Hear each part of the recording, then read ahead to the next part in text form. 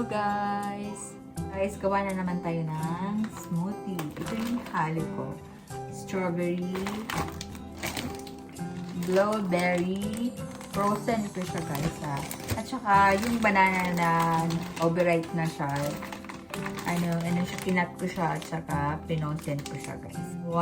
Good for one person lang siya guys. Gawin natin. So guys, ito lagay ko siya banana. Kunti lang guys kasi 1 person lang kasi. Kaya kunti lang nilagay ko na banana. Ito lang, 4 na slice.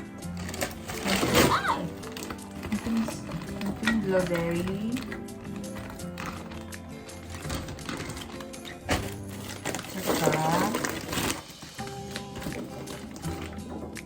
ito peraso din na strawberry. Lagyan ko siya ng milk guys. Ito lang.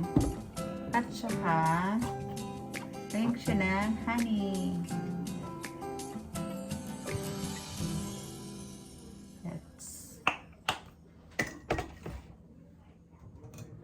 Yan. At yan na natin guys. Ito lang.